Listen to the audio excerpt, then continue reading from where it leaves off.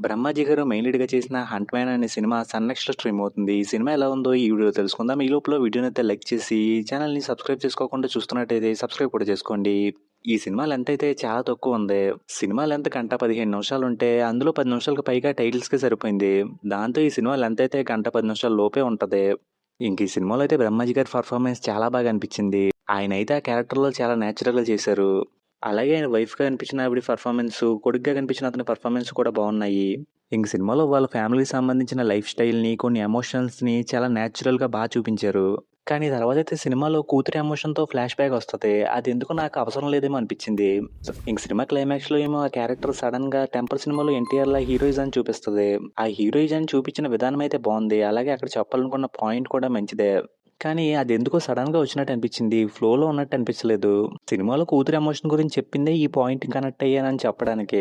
కానీ నాకైతే ఎందుకో అది సరిగ్గా హైలైట్ అయినట్టు అనిపించలేదు. కానీ ఆ విషయాన్ని పక్కన పెట్టేస్తే అక్కడ చెప్పిన పాయింట్ అయితే మంచిదే. కానీ అలాంటి జరగడానికి ఛాన్సే ఉండదనిపించింది. ఇంక సినిమాలో వచ్చే సాంగ్స్, బ్యాక్‌గ్రౌండ్ స్కోర్ అయితే సినిమాకి మంచి ఫీల్‌ని తీసుకొచ్చినియి. ఫైనల్‌గా ఈ సినిమాలో హ్యాంగ్ మ్యాన్స్ గురించి చెప్పిన సీన్స్ అయితే నేచురల్‌గా అనిపించినియి. అలాగే క్లైమాక్స్‌లో చెప్పిన పాయింట్ కూడా బాగుంది.